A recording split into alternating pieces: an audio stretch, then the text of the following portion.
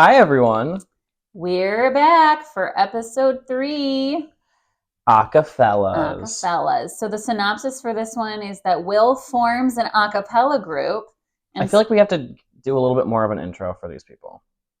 Okay. We really just dove right in head first. We have been talking like me and you for a little bit, but we need to let them know that we're here.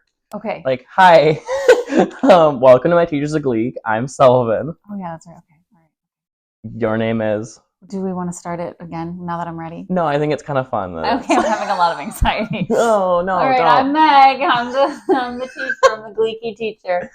And this is MyTeacher'saGleek. I was Megan's past theater student, and now we reminisce on Glee as someone who has watched it, me, and someone who has not watched it ever, Megan. That's me. So we're on episode 3 today, Acafellas, and before we get into the synopsis, because there's the funniest thing, and I wrote it down because just right off the get-go, they're having dinner with, like I already remember, I watched it today, so I know exactly what. Same. So right off the get-go, they're having dinner with Will's family. Yeah. And she goes, and Will's mom is like, "Oh, Carrie, what'd you make today?" And she goes, "Hamburger casserole," or something, and she goes, "Look out for bones." I know. Okay, so when she said look out for bones, I was like, from what?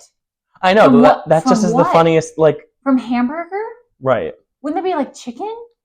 That's... It makes me... Exactly. Yeah, I didn't write it down, but I remember being like...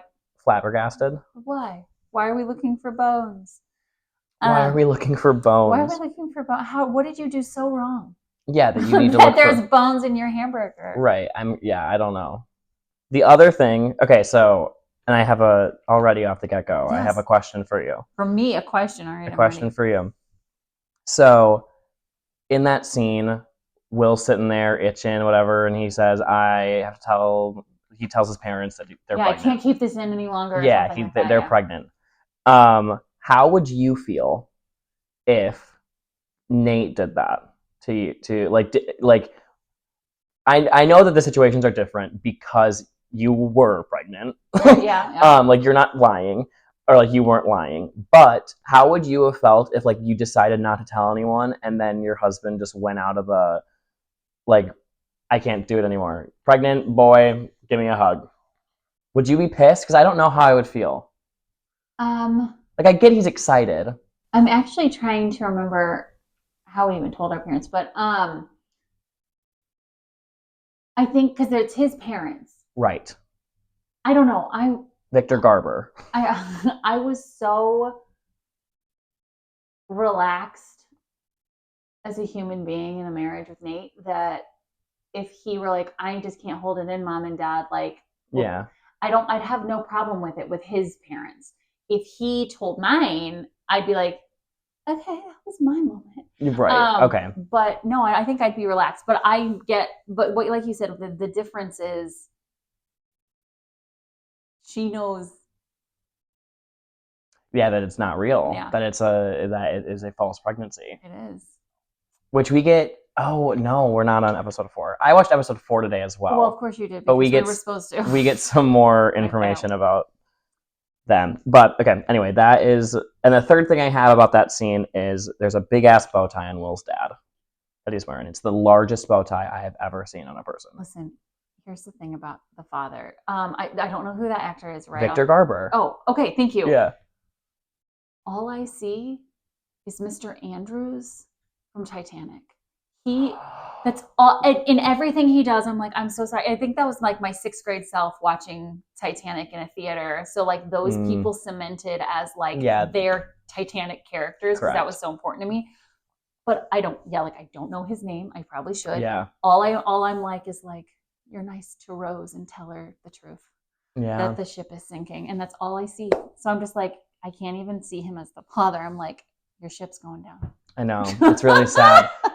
Yeah. Victor Garber. R.I.P. Titanic. Is that insensitive right now? Okay. I don't know. It's been like 100 years. But a lot of people did die. Yeah. It's been 112 years this year. 112 years this year, yeah. That's crazy. Mm-hmm. How old were you when Titanic sunk? I'm just kidding. I really hate you right now. I was around 3. 1912. I was around 3. Okay. My grandma wasn't even alive. I hate you. But I did wear all black April 14th, 1996, because I was in 6th grade and the movie had come out. And my friend and I were obsessed with it. And so on April 14th that year, we both wore all black and crosses. And crosses? Yeah, I'm not lying. I was obsessed with Titanic. That's so funny. That is actually hilarious. I'm not even like good friends with this person, but I reach out to Courtney, this girl, like almost every year. One of us reaches out and we're like, on April 14th? Yeah, we're like, R.I.P. That is so funny. I know. We have again, you all are going to know this every episode. It's on your chest now. We have new software. You're yelling at a non-existent microphone. Hello, where are you? Okay, here we go. You all are going to know every episode until it happens that my 20th high school reunion's coming up, but I'm excited to see her just to be like, oh, wasn't it awful? Yeah. Titanic sang. Isn't it awful when Titanic sang? Remember that day? Okay. Anyway, right. Next so glad that we're talking about Glee. Right. I don't know what happens next in the episode because the next thing I have is Quinn W. Will L. Great. I have that teacher. Who's the teacher that got fired? The Glee teacher? Sandy Ryerson. Sandy, got it. That they're in they must be in a teacher's lounge because they're like, are you supposed to be here or you're not? And he's like, no, I'm allowed to be within 50. I'm not allowed to be within 50 feet of children. And I'm like, how'd you walk into the building? Children are everywhere. Right. You can't be here, sir. I know, it's hilarious. Oh, God. Sandy is that's when we learn about the thumbs. The guy with the thumbs. I wrote, how many days does it heal? How many days does it take to heal after losing both thumbs? Because they never really give us when he cut off. Doesn't it say like last week? Maybe. I thought when I first watched it, they said that they like last week he cut off his fingers. I'm like, that you would not find me in Back to Work if I cut off both of my thumbs. Yeah, well, no, me either. But also, just so you all are aware, I did both times I've watched this episode because I've watched it twice. Yeah. Pause and fast forward. I can't even watch the moment that he cut. It gives me such anxiety. Losing. I guess that's like I'm not putting it into the universe, but like losing fingers. Well, there's someone we know who lost part of their finger recently, right? Recently? Yeah. They lost their finger recently? Mm-hmm. Are we talking about Glee right now? No. Who lost the tip of his finger back in the day? We're talking about Mike. Glee. When did Mike lose his finger? Are you ready? He lost part of his finger and was there that night to run sound for the show on like heavy meds and a bandaged hand. How much of his finger's gone? Like his fingertip? A fingertip is gone. Shut up. I did not know that. That's crazy. And that's why I think that's why. Okay, so that's terrifying. I have a teacher that lost a finger during like theater stuff back in high school. I don't know what teacher or how, but like there's the story about it, and that gave me anxiety. And then I don't know why so many people losing their fingers is part of my life in Los Angeles. This one night guy who always took care of the garage, so nice. Guillermo, I love him so much. But he's like super devout Catholic. He lost part of his finger and he had it like encased in something and he wore it around his neck because he believes that you have to have your whole body to go to heaven. So he wore it around his neck. Like you could just see a part of his finger just hanging out. That's nuts. So I have this weird phobia and anxiety. I understand where that came from now, actually. So when that started, they started like, well, cough syrup. I was like, pause, fast forward. And it was like, just like a half a minute, because I was like, I can't even experience think about it. This. It's a joke. And I'm like, I can't.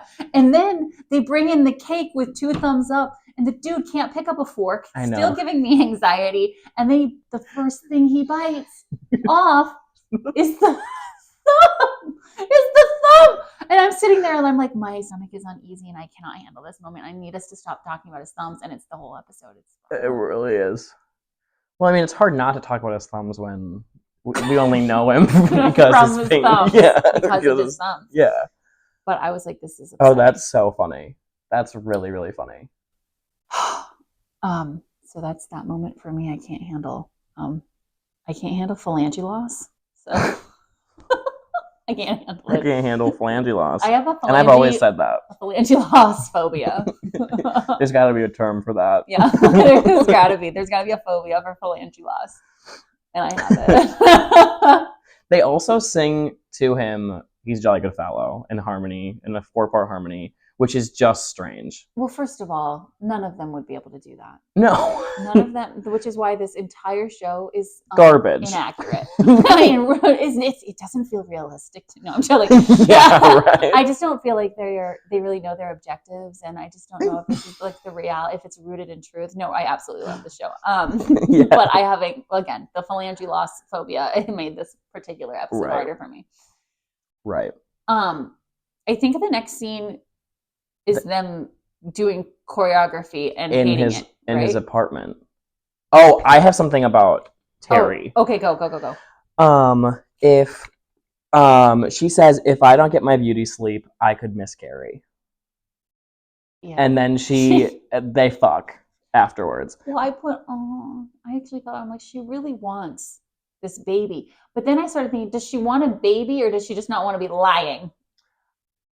See, like, if she could just make this baby, then she won't have to tell I think that the only reason that she wants the baby is to keep Will in her life. Right. But she doesn't even seem to like him. But she starts to a little bit in this episode. I don't know. I don't know. I hate Terry. This is when you start to notice that, like, she's going to start, like, using the baby card, which is only going to get worse because she doesn't have a baby. Right. Like, I wrote that down because, like, that's fucked up. Like, that she's, like, using stuff against him as, like, she's like, you don't do that. Like, this is a horrible idea. Like, you can't be happy because I could miscarry. She doesn't even have a baby in her. Oh, right. You know what I mean? That's what I was like. Because shit. Like, I just thought she wanted them out of their apartment so she could keep trying to have one. Oh. But you're like, I don't think she actually wanted to sleep. I think she was like, hey, we have to have sex now because I actually have to get pregnant. I have to get pregnant. I have to get pregnant. I did put, those guys can harmonize like crazy. That's not normal. And then I put, 4 grown men a cappella is embarrassing. But, no, never mind. No, but it's embarrassing. That's what I wrote. That's like, verbatim. It's right here in my notes. That's awesome. So clearly it's like stream of conscious. I'm like, but but this is actually this is just embarrassing. This is just embarrassing. And it only honestly gets worse when later in the episode Finn and Puck join. Well, it makes me want to go hang out with don't give me that face. It makes me, so I now know what it's like to hang out as, like, in my late 30s, women in late 30s, and how different it is from women in their 20s, right? Yeah. I've gone through the progression. Right. But I'm like, I wonder what guys who love theater, musical theater, are like my age. And I'm like, oh, I guess I haven't, like. Right, they like do improv. Yeah. I know they do. Okay. They do improv, but they do hang out. They play video games. Like, I now know. I've met a couple of them. I know a lot of them, including my ex-husband and all his friends. So, and all my friends, like significant others, are those people. I know. So, and now I hear about what they do and they hang out, and I'm like, I almost can see them being like, we're gonna start sing. Like, and I'm like, oh no. Because I was like, I was going to write down, this feels super stupid and, like, wouldn't happen. Right. And then I'm like, oh, I actually, with my intel, I think. Please, intel. Men in their late 30s who were and are still in the arts this is a viable, this is actually rooted in truth, Glee. And good for them. Maybe that's the but. It's embarrassing, but it still is embarrassing. No, I can't. No, I can't. Yeah. I can't finish it. But is it because, bless their souls, they're keeping it alive? Right. It's more cute embarrassing where it's Right. like, oh, you're really going for Oh it. my gosh, I'm ready. I used to call Nate Geek Chic. I still do. I think he's Geek Chic. I think he's handsome. I think he's charming. Gleek Chic. Gleek chic. Oh, these guys are Gleek Chic. Please. Gleek chic. The people who this is actually about are now this age, and it is something that could happen. Yeah. There's that. No hate to the people in improv and 30-year-olds that are trying to be in a cappella groups, but no, I don't even know if I can. I feel like there was a scene before this where they were trying to say, like, your choreography sucks. There was a scene, and I was about to go back to that because that's where the Quinn W. Will L comes into play. Okay. Because Quinn and Santana give Rachel the like, you need to stand up and blah blah blah blah blah. Yeah, you need to do it, and like because they're trying to poke the bear. Yeah. But Quinn says, "Did you like?" Oh, they go, "Yeah." He says, he might have been an understudy on Broadway, but he never performed. And she goes, "Yeah, did you ever perform, Mr. Schuster?"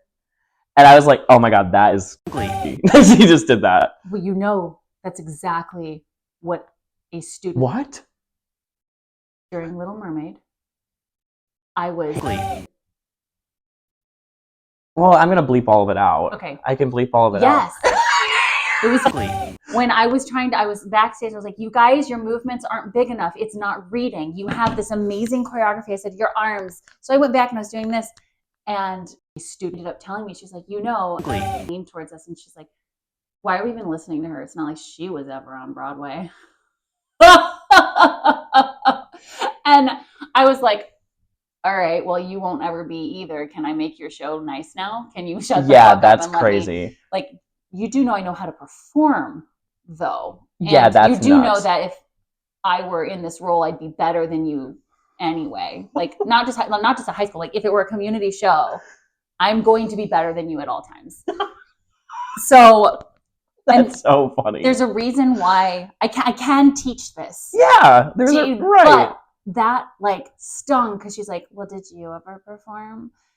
But it broke my heart for him because he's like you don't even know if he ever went on. And she's like, well, you didn't even try. And I'm like, ooh, that's me. Yeah. So I was like, oh, Meg. Well, I didn't, but I was like, ooh. But that's when your confidence as a instructor is, no, but I know how to do this. Yeah. And I'm good at what I do and I can instruct it.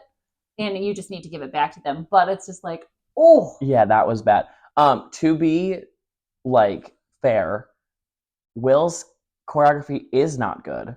And you actually did give good critiques and good acting advice. So just for that, just to build you back up and to knock Will L. That both of us were like, did you ever perform stood out to us as like. Well, I just love her. Yeah. I love Quinn. Did you ever perform, Mr. Schuster? And it's like the whole, I mean, I love Quinn. I'm a Quinn apologist. I am a Quinn Fabre apologist with all of my heart. Okay. And I will say that. And it's going to get kind of bad in the later seasons, but I'm still going to apologize for her. And I apologize now for that, but I'm not going to apologize. Okay, speaking of, oh wait, did you have anything else about that scene? No, that really stood out to me because I actually think it's a really valid question that students ask their teachers. Because I remember thinking in my head, like, what does my theater teacher know? He didn't even do it. Yeah. Well, and he did. The high school theater teacher is currently one of the top theater teachers in the nation. He brought my high school, because he started when I was a junior. And at first we didn't like him because he was new, classic. Right, you have to haze him a little bit. Yeah. And I remember like kind of thinking all this, but now like he came in, he's like, we gotta start thespians, we gotta do this, and we're like, whatever. Oh, okay. And the high school I went to the top and like kept winning at the state thespian festivals, and then went into nationals, and like he ended up being on, I think, the board and like helped running it. I mean, he's huge in it. You're like, because his name is knows, Andrew Lloyd Webber. Yeah, he's from London. Yeah. No, his name is David Hastings, and he's phenomenal. And people look to him on how to run a high school theater program, and I absolutely. That's why, like, you can't. It's valid for students to ask these questions, or it's not valid. It's normal for high schoolers to be like, oh, right. Why are you the person teaching me? Right. And well, to be fair, I mean, I am not about you, but about our other director, I was not a super fan of. Right. And we all know how I was with that man. Right. So, I mean, I get it. I just think maybe that's why I think she's being Glee. It's because, like, I would have done the same. Right. But I would like, I get it. Like, I would have too. And like, I did. Yeah. And then you get older and you're in that position and you're like, oh, this hurts on this side. Yeah. This hurts on this side. This hurts on this side. So jumping forward, because we talked about them. Oh. I have just that Will sucks in this whole episode. Because in this thing, from the Glee Club perspective, it's the third episode, okay? He's been in Glee Club for probably, 2 weeks now? Mm-hmm. Like that, we've established that. And he's, like, quitting already. Like, he already is, like, starting a boy band and, like, doesn't care anymore. Like, and he's like, and Rachel comes in and is like, hey, like, we need you to be there. And he's like, nah, just hired Montana or whatever his fucking name is. Right. And it's like, don't you have to be there? Yeah. Didn't you start this? Isn't this your club? Isn't this, like, what you wanted to do? Like, I get that, like, that's the point of the episode, is that, like, he comes back around. But, like, they can't meet without a teacher there. No, well, they can, but it wouldn't actually be, like, club. Right, like, what the hell's happening? Will just suck. I'm like this is like a witch hunt for Will Schuester for me. I think, like, he got his teacher feelings hurt. Yeah, I guess. And he's like, maybe I'm not. Well, that's okay. So let's go into the psychology of that. I just told you it hurts on this side as a teacher when you hear that, because you're like, oh, am I not valid? Yeah. So then you start going into that's true. We're only like 15 years older. I that's don't, true. At the time, and now I'm 20, but like there's, and so you still are a human and you're like, wow, maybe this isn't what I should be doing. Yeah. And then you're like, maybe I should go be performing. Maybe I should be performing. So that's why he's like off going. Is it nice to have the teacher perspective? It is. It's yeah, it is nice. I'm going to validate him being like, okay, they told me I didn't do this and they didn't. So now I'm going to go do this and I'm going to focus on me.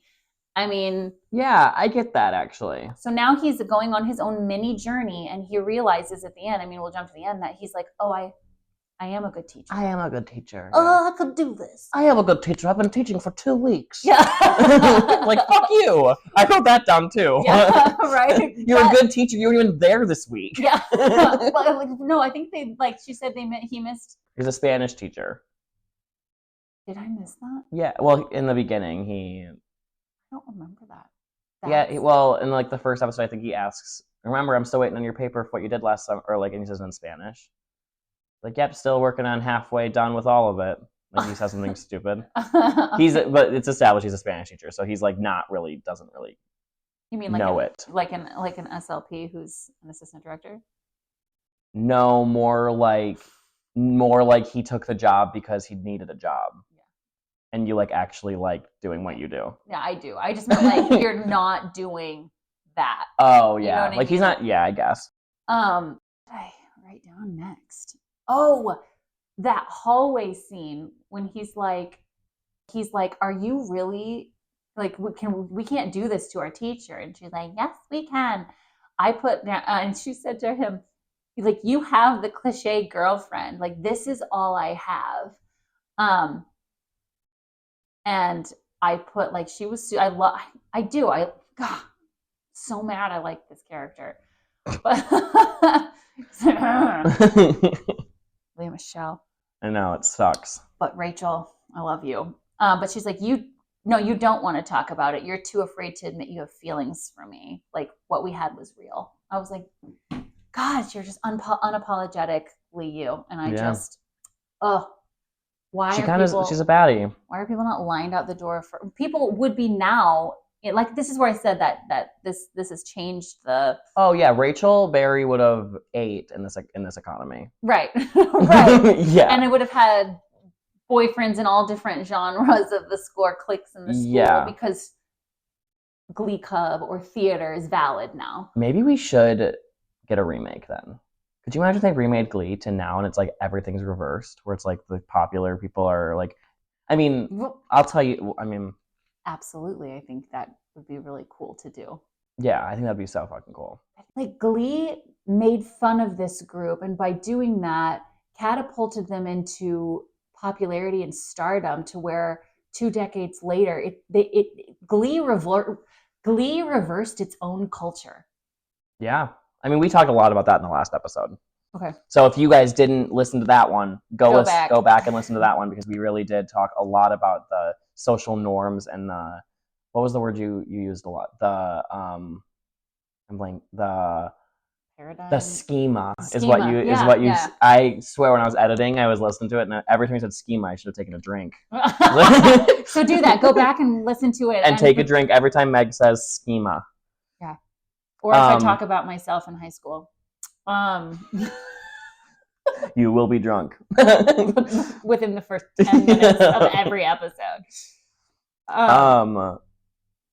Yeah, I love her. I put damn girl. I know. I love her. She brings in the plate of I'm sorry cookies. She's like, they're my sugar cookie recipe that I normally make for the homeless. Yeah. I made them for you. And then one of my favorite lines, or like one of the iconic lines. Did you see anyone else in the room with a plate of I'm sorry cookies? Right, because she's like, this isn't, or like this means like you have a plate of I'm sorry cookies. I love that. And then immediately after Quinn goes, I'm bored. Let's vote. Yeah. Also iconic. Yeah, I'm bored. What do you have next? Because mine jumps to Kurt and Mercedes. Okay, mine doesn't. Oh. Because this is the episode that we get their weird little. Yes, but there's a tiny little scene that I have in there where, Sue says something like, she's like, girls, let's like make sure we, you take out the shepherd, then you take out the sheep. Okay, yeah. Right, yeah. and that leads to the scene you're about to talk about. But I put in here that she was like, I want my full budget back. And she's like, I want a fog machine. I want a fog machine. Like, this is so high school. I can see, like, everything she says feels so real. I love it so much. I'm like, yes, you do. Every cheer coach would needs want that. A fog machine, yeah. Okay, so the next scene that we have, or that I have for writing down stuff, is when Mercedes is idly staring at all these couples that are kissing in the hallway, and she doesn't even look at him, and she goes, you ever kiss someone? And Kurt's response is the tender crook of my elbow. I wrote, what the fuck to that? Because if someone ever said that if someone ever looked at me and unironically told me that they have been kissing the tender crook of their elbow. Well, you got you have the visual though, right? I know, but the wording of that is just incredible. It's incredible. It's just crazy. But I literally was like, how do you just think of that? But because that's like all the jokes in like the 90s. Oh, am I missing something? I don't know. I just have this really clear, like, preteen memory of practicing kissing. In the crook of your elbow? Right there. You were told that that's like with really soft skin. So like that might be what it felt like and stuff. Like your arm, like kissing your arm. We would practice kissing our arms. Yeah. Okay. For all of you people listening and like you're really curious about geriatric millennials, let me explain that we did not have social media. We did not our sexual awakening wasn't until like high school. So in junior high, we were innocent and still playing with Barbies. Yes, try to like take. I mean, some people were not. Well, right. But like a lot of people were still super innocent right. in the 80s and 90s, even up into the 2000s, where I remember at slumber parties we would practice kissing our arms. Wow. So when he's like the tender crook of, like yes, the way it's phrased is so, but it like I actually thoroughly enjoyed the image because I was like, yeah, man, I know. Wow. But I love it that it's him and not a girl. So it just kept like poking at him being this gay, kid. But no, that visual was extremely clear and relevant for me. Wow, I had no idea that was, I was making fun of him. Maybe like geriatric millennials, if you're listening, like I hope you, regular millennials too, I guess, to me. us 19, I think it's 1981 to like 1987 or 89 were geriatric millennials. Period. I own that. You own that. Yeah. You really are saying it with your full chest. I don't even think I know what geriatric means. Old. Geriatric means like elderly. Oh. An elderly millennial. Sad, Meg. That's why I think it's so funny that someone was like, at least you're claiming a lot of your age. This episode. Yeah. You're really claiming a lot. Yeah. And I'm excited for you. Thank you. The tender crook of my elbow. I wrote that down. I was like, are we kidding? But I love that I loved the visual, yeah. Yeah, that was not for me. That was a joke not for me. Yeah, I guess that's okay. I put down that like special ed will get more play than we will. When did that happen? In that exact scene. He's like, we are the bottom. He's like, we are Glee. He's like, spec ed is gonna get more play than we will. Yeah, that's fucked. And I put down like, you guys have to stop with digging the special at spec ed. Like, I'm like, if like we can't do that. Like, we got to be done. Yeah. Like, it's too, like, come on now. We're done with that. Yeah. What's the next scene? Oh wait, so then keep going. Okay, so for me, the next relevant one is when they go spy on Vocal Adrenaline. And I have a comment about Burt Hummel. And this is not even really for you. This is more for our audience and the people who know what happens in the series. But I wrote down for you people, the Burt Hummel we know and love would never buy Kurt that car. There's no way in hell that the Burt Hummel that we and you will come to love would have bought him that car. Oh, okay. But there is a really funny moment that he says, my dad bought me this because I promised to stop wearing sweaters that went down to my knees. And then he's wearing one. And then he was like, what he doesn't know won't kill him. Yeah. I have stuff before that I have. Okay, then go. You go off. Drunk Mom 17 CDs. So did they do that little mini performance? Yes, of Poison. Yes. And yes. I was like the drunk mom that's like, I didn't have to show my bosoms. I was like, oh, I love you, drunk mom. I love her. And I love how now I know how they set it all up. But like, telling that she just drinks way too much. Yeah. First of all, can you, like, did they just buy, why is it 17? That is the most ridiculous number to be like, how many CDs should we have at the gig? 17. I agree with that. And I also am wondering where they recorded. The rehearsal space. What songs are on the album? No, I'm still stuck on 17 because they come in packs of like 10, 15, 20. Those of you who don't know what a CD is, it's a compact disc. They used them on the Titanic. They did. Yeah, when I was 3, I loved the CD. But they come, so what that tells me is like they messed up burning their stuff onto the CD 3 times. They had 3 mistakes. I love that. That's what why did I think so much about that? Because I was really upset it was 17. 17 is awesome. Yeah. That was funny. That whole bit is just incredible. And then there's even a little part where they're talking about how already forgetting his name again. Sandy was like, Josh Groban. Josh Groban is coming. Who is Josh Groban? Kill yourself. Kill yourself.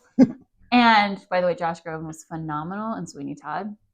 Did you see it? I got to see him this time. Oh, you really bitch. Was Annalie Ashford as well in it? Yeah. Oh, it was Jordan Fisher too. It was like the whole. It was everyone, and it was phenomenal. The kid from Stranger Things. Yeah. Gaten Maserazzo.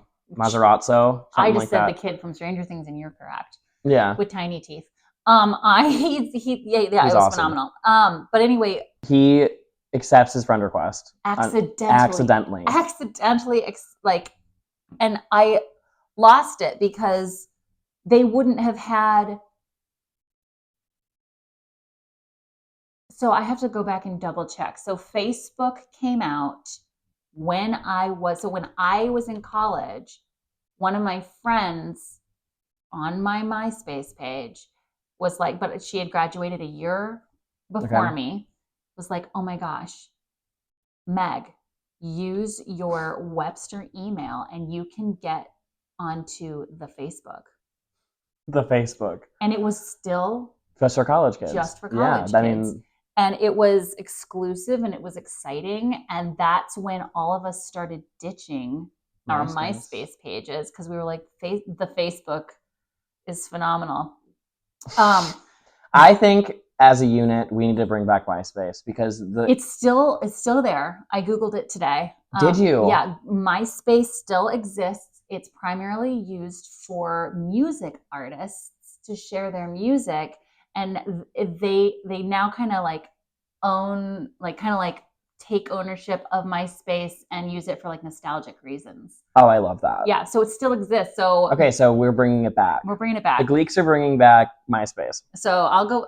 I want to know if my page is still there. Oh my god, I'm obsessed with that. We need to do some research. That's a Patreon thing that we'll do together. And then he put pen pals. I put MySpace accidentally. Mm-hmm. Because I mean, you had to approve. I mean, yeah, you do, right. but it was like I think it was a big thing when you approved people. So the fact that was accidental, pen pals, and I put so many problems.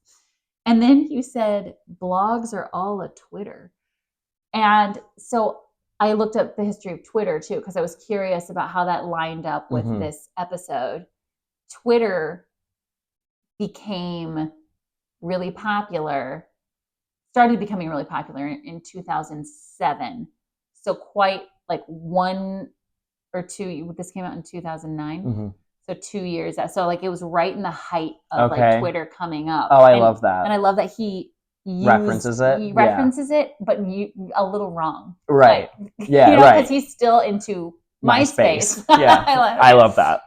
I don't know why that mattered to me. I love that. No, that's awesome. So then we can jump now, I think, to the rehearsal for what was it called? I put VA, but what's it? Vocal adrenaline. Yeah, vocal adrenaline rehearses every day, 2:30 to midnight. That is our rehearsal schedule. That was our rehearsal schedule in high school.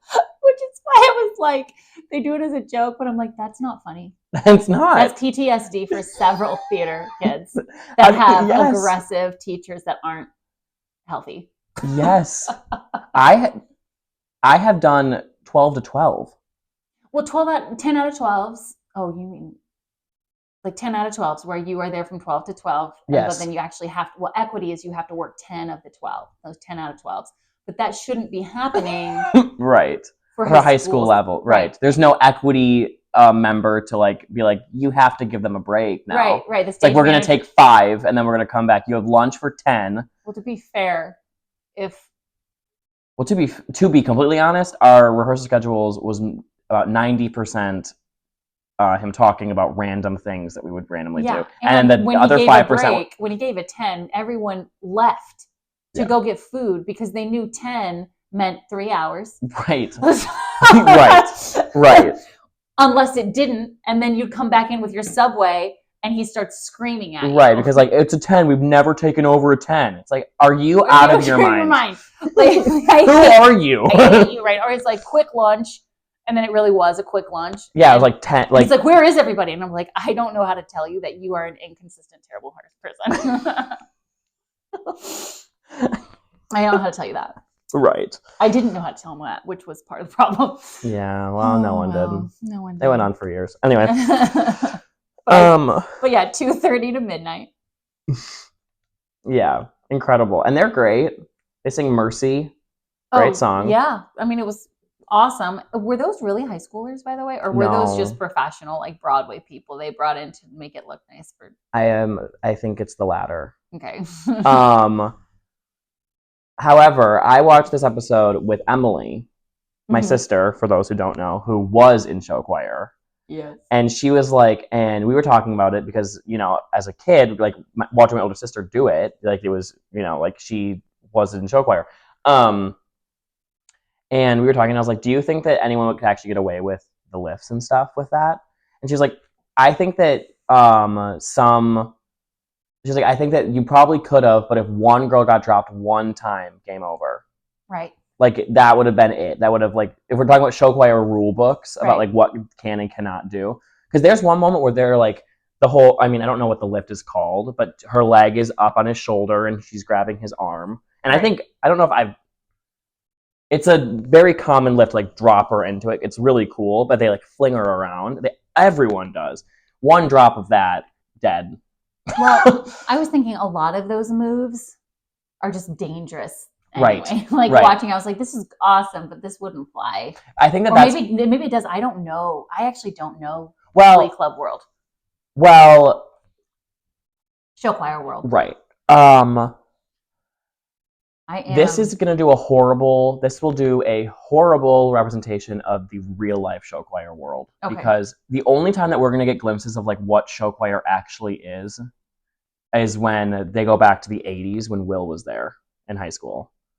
Or the night, whatever he was there doing the stuff, because that's actually what it is. They're all doing like matching outfits that are all like they're on risers on a stage, like they're doing very simple not simple moves, but they're doing like they're not going to be like we're going to watch some of these performances that they do, and they're just like walking on stage.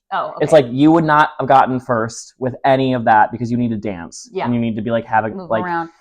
Like I said, I'm not from the show choir world. I am a Gold Star thespian. I may not be a Gold Star lesbian, but I am a Gold Star thespian, and I have not ventured into that other world of performing. So I might want to watch. I might Google and watch like show choir. We can watch some of Emily's because actually they're really, really good. I would like to. We can do it after this. We're done recording because honestly, it brings me back, and I loved it. Yeah. Oh my god. I mean, I wanted our Seventh Heaven, like our acapella group, to be in high school to be like that. And I was like, Jan, can we please like get some choreography or something that's not just standing in a fucking circle? And she's like, go do the musicals. And I'm like, right, but I get bullied there. Right, but like I get bullied not by my peers, by like the director. Why are we laughing? It's the only way to cope. It's the only way to cope. Laughter is the best medicine. Yeah. So it's not. Go to a therapist. Okay. So I agree. Speaking of the rehearsal schedule being 2 to 12, which is inappropriate. My next thing says so inappropriate, and it's about Will asking Finn to join his weird a cappella group with a bunch of adults, and then Puck being like, I fuck cougars. Cougars, and I have a nipple ring, and I would like to join because I want to get laid. I also was like, this feels like people could get fired. And then they perform at the PTA. Yes. And so it's out in the open. I mean, everyone's and what do they sing? It. What do they sing? Something inappropriate. Something bad. It's like not great. It's like it's not the thong song, but it's something similar. Sex and hot and stuff all over in it. Because they do Poison before. What do they sing? They sing something. Never ask me what pop song they're singing unless it's like Madonna. We're gonna get the Madonna episode soon, and I literally cannot wait. I cannot wait. Yeah, so inappropriate. Of that. Yeah, inappropriate. I think it's more inappropriate that because Will asks. Puck reaches out to Ken about joining. But Will is like, hey. He's like, hey. And he's about to do a Craigslist ad. I know. Like, everything about this seems wrong. To be fair, Craigslist was way more No, I know. I know. Then it got bad. It did, right, like, I get it. But maybe also, there was already scandal, and that was the joke. I can't remember. I feel like that. There had to have been I feel like, Craigslist. Well, when you're just posting listings for just anything, like it gets bad, a slippery slope there. Slippery slope. Yeah. I put guys dancing. Oh, when he's like teaching the guys to dance in the baseball, and then he's like, I am a teacher. That's like the start of him realizing I am a teacher. I'm like, oh gosh, shut up. Also, Will goes, what does your coach tell you to do in baseball? and he goes, rush the pitcher, bring the bat, which is crazy. Which is just honestly hilarious. And he's like, and I had never really gotten it. I don't get it. Like, he rush the pitcher, just run at him with the bat. That's not like that's not a real play or anything. Like, you can't do that. Yeah.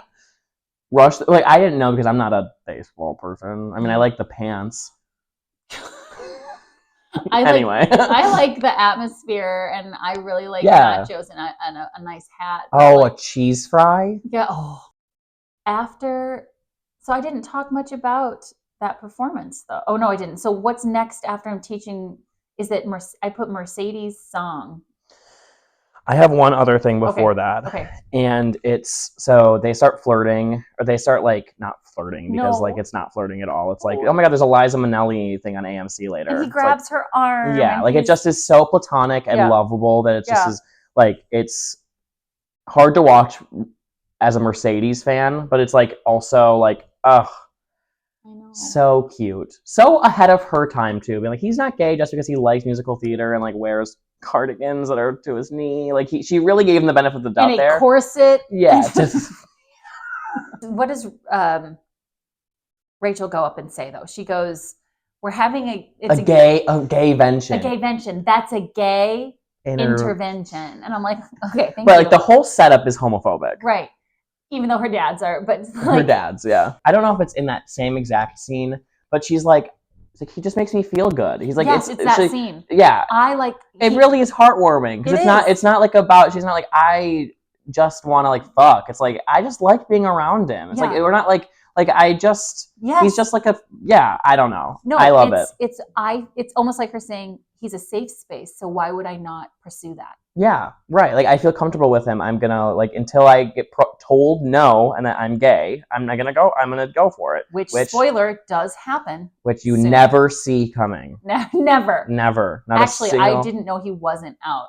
I know. Well, that's the funny part. Right. Well, I think in the second episode, he goes, yeah, that's so gay. I know, he does. Yeah, so he's great.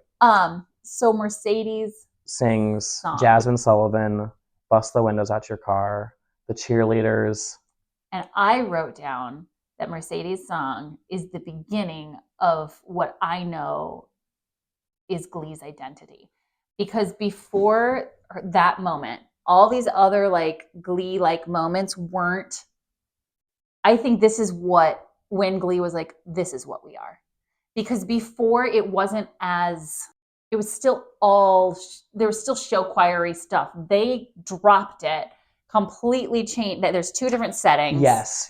And it's like what's happening in her head. It's like, this is what, yes, I agree. So here we are we see a whole choreographed number in the parking lot, and then it's on stage. Yes. And I go, this, when I think of Glee, when I think back of my memories of what Glee was, it's this. And I was like, this is where I actually think they did this, and we're like, oh, this is it. Well, I mean, how could you not? I mean, she tore the fucking place to the ground. She burned it. That stunning. Seriously, Amber Riley is incredible. And I'm so glad that this number that truly becomes what Glee is wasn't done by Leah Michele. Like, right. It was Amber Riley. Seriously, and it's just incredible. And I was just really, really pleased by that. And I think we mentioned it last episode, the official Glee, My Teacher's a Gleek playlist of songs that just absolutely blow us out of the water. I think this is the first edition. Yeah. Is Bust Your Windows Out Your Car. Yeah. Amber Riley, congratulations. You are the first person on the playlist. Yeah, because absolutely. I think this defines Glee for... I think even the people making it, they were like, oh, shit. Yeah, like, we did it. This is what, and maybe this is what they were always going for, but like it for the audience is like, wait, right. This is what I'm watching. Right. I'm going to keep watching. Right. And so I think that was a phenomenal breakout for them. Seriously, incredible. I love Amber Riley, and Mercedes is going to continue to sing songs that you are just going to jaw drop. Oh, to. Good. I'm so excited. What do you have next? I have the scene, and what I just have written down is the Dakota Stanley scene is crazy. because everything that happens in that scene is just wild. The things that he says. What's first, that or the Josh Groban?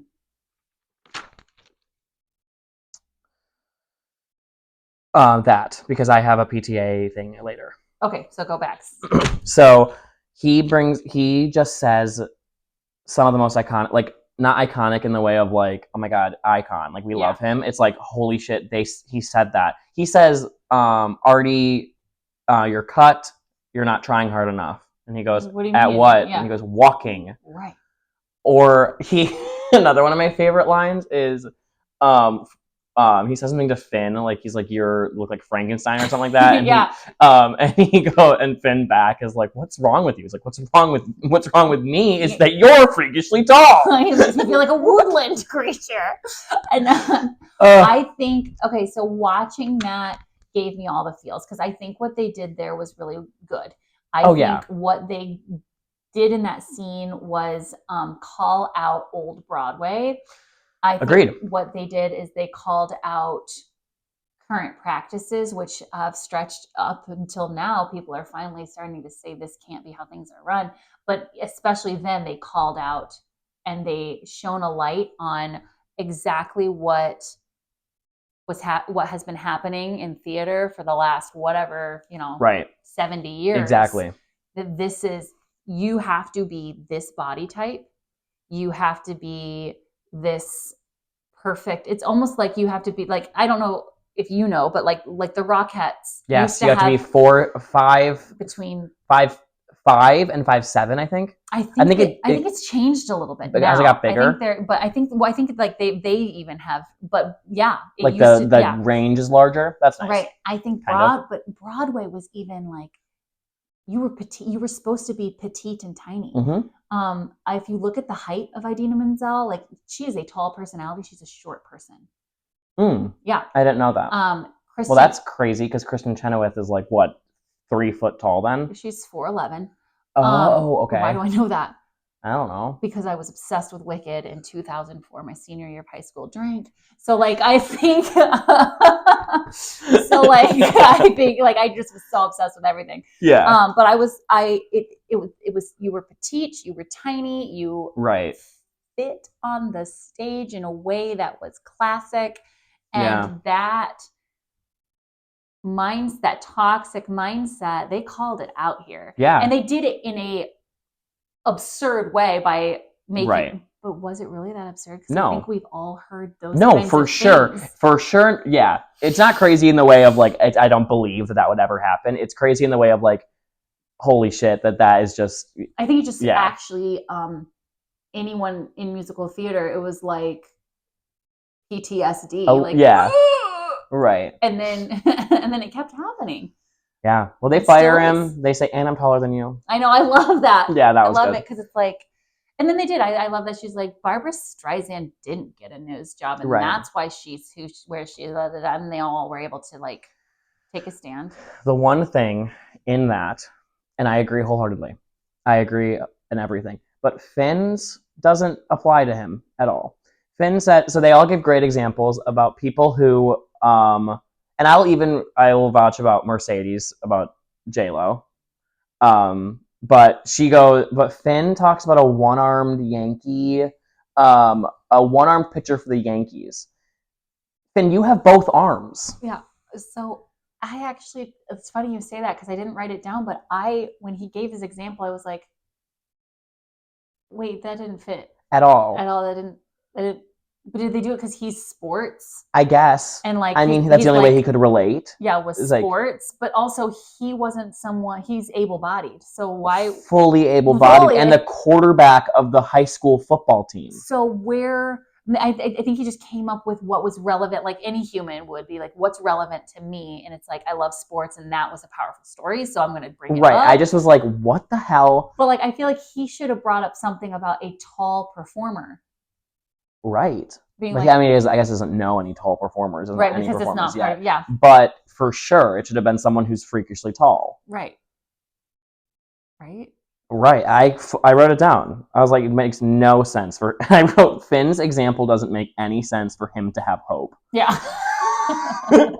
Like, fuck. It's almost in those conversations when everyone's like telling a really sad moment and they all kind of relate, and then someone else tells a sad story and you realize it has nothing to do with anything. They just wanted to tell one too. Yeah. That's his moment. He's like, I can do this too. I lost something once. But I feel like maybe even the writers got to like, yeah, this person's going to say this. And they're like, oh, fuck, we can't actually have him say anything about theater because he doesn't know anything. Okay, it'll be sports. Well, what's a good one? He can't talk about like the first black person who was it because that's really off the table. So we'll use the one-armed pitcher. It's like, that's still wrong. Right. Oh, that's funny. That's valid. Good catch. Oh!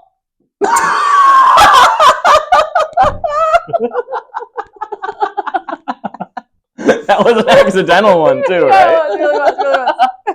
Good for you. I'm so good at Good for you. Oh, okay. Then we get to the PTA meeting. Oh God. I put literally, that's not me saying, oh God. I put, oh God. Josh Groban. Well, first of all, the performance where we already kind of touched on it, where we're like, It's you allowed strange. this? Again, we greenlit this. This was for PTA. The PTA was mad about them doing a sex assembly, and now you're having... No, that's not why. No, they're not mad because of the sex assembly. They're mad because Figgins goes... prison food. Prison food. I know, but... I know. PTA's pissed. Everyone's pissed, and they bring out these guys. And that's... I wrote, if I was a member of the PTA, I'd be so mad. Yeah. If I was pissed about multiple things in the school district, and I come to this thing, and they just get a performer to come out, and that's it. Yeah. That's what they do. Well, they might have done more. We don't know. Did they have more stuff going on? I don't know. There could have been. I hope not. I hope for my story that they did this was it. This was the meeting. Trash. Yeah, it was just like they made the Spanish teacher perform with some students and like an ex-sex offender. A song about sex. A song about sex with minors. So he was within 50 feet of children. Oh God, this is so bad. No, so a lot of things are going wrong here. Yeah, and the PTA is like. The PTA is happy as hell to be there. So well, I was so pleased with Josh Groban being like, "Who's Sandy?" Stop calling me. Stop sending me nude photos. I don't know how you got my phone number. I don't know how you got my phone number after I changed it. And he's like, "Stop writing those sonnets. Those got weird." Yeah, those got weird, dude. Yeah, that's so incredible. But also, would no one be rushing Josh Groban at this moment? I guess not. Well, I guess who would have thought that he'd be there? But he was front row apparently. Yeah. Which is just awesome too. Great for the they aesthetic. Didn't show him in. Well, no, I mean he was for sure not there when they recorded right. that. But I thought that was really funny that they just are like, you have to get out of town, dude. This is illegal. Correct. So I thought that was funny. And then afterward, him hooking up with drunk mom. Oh my God, iconic though. That's so funny. I love that that's canon in the Glee universe, is that like Will's mom fucked Josh Groban. Is it? Well, I don't know. I mean, we can only assume. Yeah, I'm running with that narrative. Well, what did he? I wish I had it right pulled up. Where does he call her? He's like a boozy, bumbling, like alcoholic. Yeah, or a slut. Something. It's something like. It's really funny. The phrase he uses, and then she just goes and burps, and he's like, mm. Yeah, like he's like into it. Yeah, and I was like, that's so gross. Yeah, I'm really pleased. Yeah, so I love that. That's part of the Glee storyline. I thought it was curious because they keep trying to get you to they really do want you conflicted feelings about his wife because she's like... Been supportive. Yeah, that was really good. Like, I'm really proud of you. Right. Yeah. But you're still a lying sack of shit. Yeah. With no baby. No baby. And no shame. And no plan quite yet on what to do about that. Because, at some point, 9 months is going to pass. Whether there's a baby or not. I feel like, listen, if I engaged in a lie such as this, yeah, I feel like I'd have so much anxiety. Like, clearly she has anxiety about it. But I feel like 1 month in, I'd be like, okay, this is the time I have to lose the fake baby because I can't lose a fake baby at 4 months, right? Because there would be a body. I said it. I know, it's fucked, but it's so true. It's like, this is the prime time to miscarry, which is the worst sentence I think I've ever said aloud. Yeah. This is we're going to have to isolate that and make that a promo. And everyone's like, yeah. Like, I'm sorry, what is the podcast about that you're doing? You are fired. Yeah.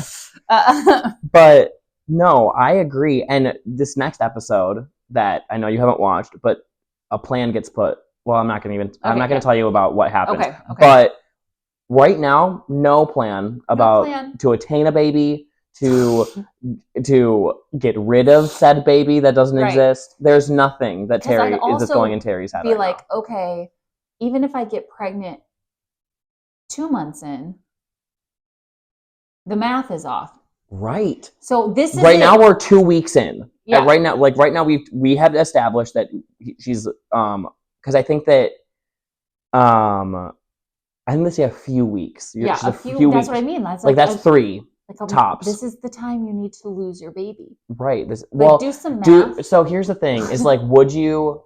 And I know me and you, being probably sane people, would have said, I'm actually not pregnant. I had a false pregnancy. Like, I come truth about it. Like, I had no idea. I'm so sorry.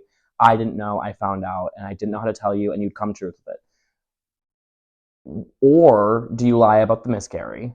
And so because I think that's if I got carried away. So if I were trying to get pregnant fast in the next 2 weeks, which, by the way, cycle wise, you don't just get pregnant. Like, you have to conceive at a specific time. Right, you have to ovulate. So it would actually be her having sex and taking pregnancy tests every night doesn't even make She had sense. To be really careful with this because there's just a lot going on with Terry that I cannot even comprehend. So I was like, you like her for this quick second. Not like her, but you're like, right, like she's just, like, she loves him, kinda. Yeah, I think.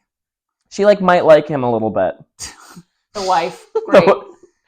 Yeah. What's next after that? Well, I wrote, what the fuck is this weird scene with Will's dad? And I don't remember it. Well, they just start talking about him, he's going back to law school, and stuff like that. And the way that they interact is just strange. Okay. And I don't know. And actually, rewatching after I had that down, I was looking for weird stuff, and I couldn't really find anything. Well, besides that, he has to be retired now, right? And he's going to go to law school and become a lawyer now. I don't know if he was retired. Was he retired? I don't know. I don't know anything about him, and I don't think we're ever going to find out. Well, so what was his career? They said it, didn't they? No, they never did? I have no idea. So again, when I'm watching these scenes, I'm just like, R.I.P. RMS Titanic. So I don't focus a lot. He's like, I could be a ship operator. And you're like, I could be a cruise captain. You could be a ship a operator. Mathematician who helps build the RMS. Okay. So anyways, Mr. Andrews. But I do remember watching it. I think that scene is there from my old geriatric millennial drink point of view is, again, cycling back to giving Will the message that he's a good teacher. Not just that he's a good teacher, but it's not too late for you to do what you love and teach. I feel like you aren't just a teacher. Look, you did go start working on your own performing again. So I'm going to go do this. And that lets Will know, okay, I can keep going. I don't know. No, I get what you mean. It definitely is reaffirming to the fact that Will is doing what he's meant to do. Right. And he's on his journey, and this is part of it. Yeah. I do get that. And I guess I keep forgetting that this is a TV show that's supposed to be for teaching probably high schoolers how to be okay with themselves. I just hate the show because it's so I know what's going to happen. It's I want to just fuck you, Ryan. Okay. But also, that's a good point. What's next? I wrote Mercedes W, which means in the sense of Kurt comes out to her. Yeah. And she's just so, well, even before he comes out, she says, I'm really happy for you and Rachel. I'm sorry about your car. I'll buy you a new windshield. Mm-hmm. I'm really happy for you and Rachel. You'll have really cute and loud babies. And she like laughs and tries to walk away. And it's like a very like, oh, like even like through her pain. Yes, she's still an icon who's going to be supportive of whatever relationship. And then he comes out, which is like one of the first openly gay like coming out. Like, I mean, I guess we have Ellen DeGeneres to thank for coming out on television, but well, I was going to ask. I didn't know the history of it, because it meant a lot to me to watch it. Because I thought, ooh, I bet this was extremely important in 2009. Right, which it was. Yeah. Okay. Yeah. So talk to me about that. Well, I was only 7 right. in 2009. So like I wasn't even really watching Glee. I think I joined on like season 2. Mm-hmm. But I just remember like, because Chris Colfer, who plays Kurt, would go on to win an Emmy for this season of Glee. Oh, did he? Yeah, for like being a openly gay character, and like that was a really big conversation. So like, and him doing the scenes about like coming out and stuff were really, yeah, huge. And obviously like now that he has come out to one person, like the dominoes fall where like once you come out a little bit, you kind of come out a lot. Yeah. So there's gonna be more scenes that kind of show Kurt, and like Kurt is gonna be more important now. Okay. So this just kind of opens the door for that, but this is going to open the door for being a really big, iconic moment for the gay community. Because I, watching it, cried because I was like, yeah, coming out is hard to do. And I was like, okay, how did this have changed my life if I watched this as... I just fucking watched it. Okay, even in my 20s, Meg. Right. But if I grew up with characters comfortable doing that. Yeah. So I agree wholeheartedly. On the flip side of that, I really did not like Kurt when I watched the show. I remember you telling me that. Because I kept getting compared to him. Mm-hmm. I'm like, oh my God, you're just like Kurt, because like you are like openly gay and into musical theater. Yeah, and like it was just like the stereotype of like you're Kurt. Like oh my God, it's the only gay person we know. Like it's like the classic like someone comes out and like, oh my God, my other gay friend, you guys should meet and date and get married because like you're the only 2 gay people I know. Right. It's like that's not how it works. Like it's like I'm way bigger than like that part. I mean, I think that was, and I really dealt with the resentment of that because I spent so much time in the theater world where it was like and I think that's kind of, not to get into like therapy of it, but like that's kind of why I don't like it now. Like I kind of have that resentment towards theater sometimes because it's so like that is you. Like it's like you have to be that. Like I don't know. So I personally through my coming out experience and my like acceptance of myself, I really did not like Kurt because it was so reminding of like, because in middle school I was the only one that was out. Yeah.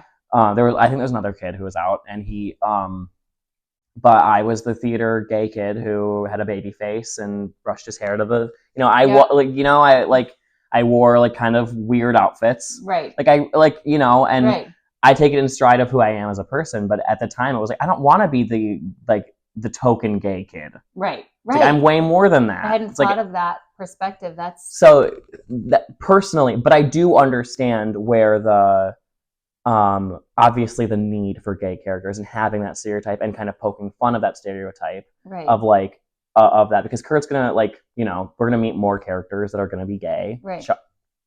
Spoiler. And like we're gonna like what I mean. Right. Speak to what you think though would have been your experience without prior. Oh, for sure it would have been so different. I don't think I would have been in theater. I don't know about what type of, because I know I'm sorry. No, so I can't speak personally, but I know in high school there was one kid that was out. The one like it was this one kid was out. There might have been one was like out to the theater group, but not out to parents or anything else. But this one kid was the only, like quite literally one of the only kids out in my high school that I recall. And I mean, I remember one day walking down the hall with him and my friend, and people started following him down the choir hallway screaming like, get out of our school, faggot, and like all like that kind of stuff. And like, I wish I could just like take this memory and put it in your head, because you'd be like, whoa, because he was not unaffected, let's say that. Yeah. But he did not let it break him. He turned, and I was infuriated, and I turned around and started screaming at them like, I'm gonna call a teacher, you can't do this. And of course, evangelical Kansas Meg, I was like, Jesus loves everyone and you need to go away, and Jesus doesn't love this. And like, I was losing my mind. And our choir teacher ran out and like diffused it and was like, hey, are you okay? Talking to my friend who's being yelled at, accosted and being called a faggot. And he's like, it's okay. And he was like, Meg, calm down. Meg, calm down. And I was crying. I was a mess. And she was like, Meg, go to a practice room and I'll talk to you later. So my other girlfriend, and I went into a practice room, and I was just so upset. And I remember that would happen to him a lot. And I was so upset about it. And then I remember my choir teacher coming in, and I later found out this choir teacher is a lesbian. Love. I graduated and I was like, I loved this teacher. And my dad was like, oh, and he said something about her being a lesbian. And I'm like, what? And he's like, well, she always brought her partner to all the choir shows. I was like, that was her roommate, Dad. And he was like, yeah, her roommate. Yeah, Meg. Like Bert and Ernie roommates. Right. But that's also flashback to Kansas, 2004. I was in high school and I didn't pick up on those cues. Yeah. Like they were roommate. They had to be I was like, oh, she just never got married. Oprah has Gail. Yes, she does. Yeah. Like, or did. I don't know that story anymore. But like, I just didn't know. Right. Because it wasn't talked about, or it either wasn't talked about, or it was really talked about in a bad way. Right. And I'm like, I want to go back. I would love to. I lost all contact with him when we graduated. He went to Boston Conservatory. Good for him. I wonder what he's doing. Yeah, we'll check in on that. But I'm curious to know because I feel like that experience would have sucked too. For sure. Like what you said, also, because I never didn't have that. It's a very important perspective of, now I'm a stereotype. But were you still given? Yes. Okay. So yes to all of that. I think that I personally I was in the theater crowd, so like no one's gonna make fun of me there. And I think that how do I word this? I think that the challenges I was facing as a gay person were internally more so than externally. Okay. And I think that Kurt is going to go through a lot of external homophobia versus internalized homophobia. And that's what I struggled with more, about disliking who I was as a person, because when I came out and I was openly gay, and even in middle school and high school when I was like no one made fun of me for being gay. It was like, you're Kurt. Oh my God, we love you because you're so flamboyant, and you wear you are oh my God, you're my gay friend. Right. That's the stuff I'm talking about, where I don't think I've to my face been ever called a faggot. That's a good thing. For sure. Oh my God, yeah, which is so unfortunate for me. So I really wish I had that. I wish I had that memory. No, I mean, people have used like gay like derogatorily and derogatorily is a word. Yeah, I think so. But no, I was mad at Kurt because he was a stereotype and he played into that. But And because of that stereotype, it's all people had to put the category to put you in because there weren't many out yet. Exactly. So thank you, Glee. But and I also think, come on, society and the rest of TV. So that is it. That's why I think like the issue that I was facing was about expression, not about sexuality. So I think that like I don't have to be just one. I'm not just Kurt Hummel. You know what I mean? You're not a type of gay. You're you. Who is gay? That part. Okay. That is what I struggle with my hatred and like dislike for Kurt. Right. Okay. But no, So this isn't the right time to tell you that me watching that made me think of you in high school. Right. Okay. I will. Well, no, but no. Looking back, I think that it does. Not. But I mean, I like. He has completely different person, but there was there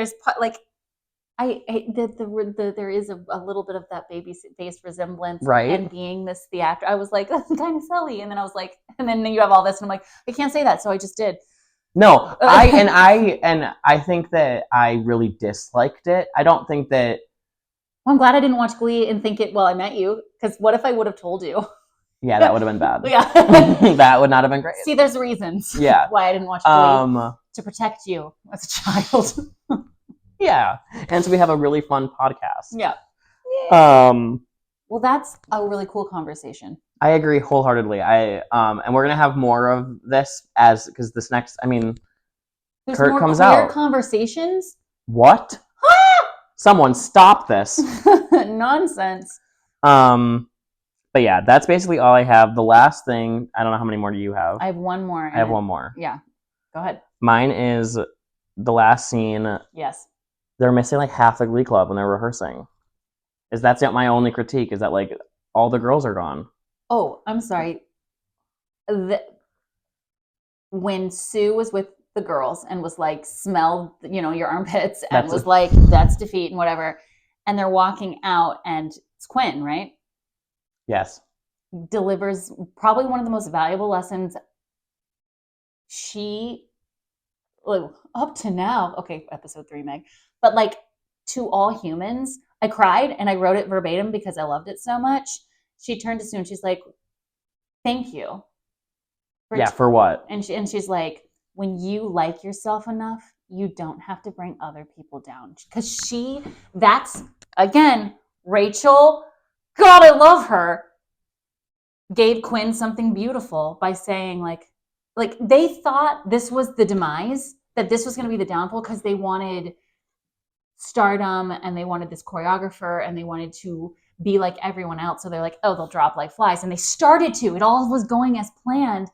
And Rachel delivered an amazing, mature lesson of, we're going to do this because we're different. We're going to be the best because we're different. Yeah.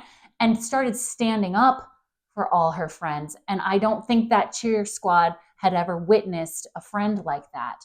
And so when she said, when you like yourself enough, so it's like, here's this girl who's not popular, but loves herself. And that's what I said. That's what I said in all the episodes before. In the episode before this, I said the confidence of a theater girl. Yeah. Okay, drink. Here we go. But again, like I'll go back to, I still have messages of people that were like, I remember when you were in high school, you were just you didn't give a fuck about what people thought about you, Meg. And I was like, no, I didn't. And then I've always valued that about myself, Leo, talking about how much I love myself. But like, I valued that, but I lost that really fast in college. And until, well, right about nowish, like this last year, it's coming back. And I'm like, oh, I am still, I can be this, I can go back to being who I was. You can be Rachel Berry or Kurt Hummel and also be Meg or Sullivan. Oh, high five. We high-fived. We high-fived. You probably heard it on the little audio, hopefully. But yeah, I agree. And like talking to you about it, that is great. And I agree wholeheartedly. And I mean, paused it, rewound it, and watched it and cried again, and then wrote it down because I was like, when you like yourself enough, you don't have to bring other people down. And I'm not like, we'll see. I'm sure that doesn't change anything really, but let's see. You never know. But it changed enough for her to have a moment to tell her coach, like, you were wrong. Yeah. You're wrong about these people. Yeah, 100%. And there's going to be a shift, but I don't know what and how long it's going to take. Oh, your eyebrow. Guys, I'm so excited for you, I'm Meg. such a Gleek now. Isn't it incredible? Isn't this show just... It's awesome. But going to your last point about not everyone was there, I was actually waiting as they were doing choreography. I thought those 3 girls were going to walk in and be like, what did we miss? Yeah, like a heartwarming, like, hey, we're back. Like, we're still in it.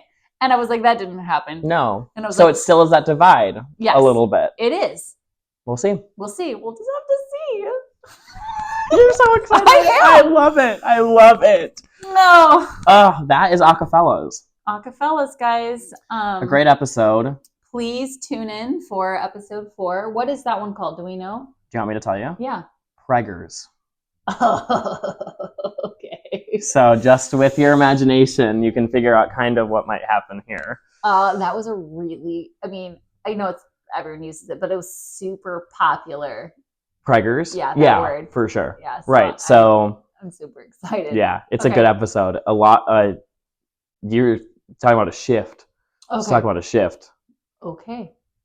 That's all I'm going to give you. Okay. Okay, so that is episode 3, Acafellas. Preggers is next. I'm excited for you, and I can see how excited you are. And I wish you guys could see how excited I know, this is incredible. This is My Teacher's a Gleek. Bye. Bye. We're so excited.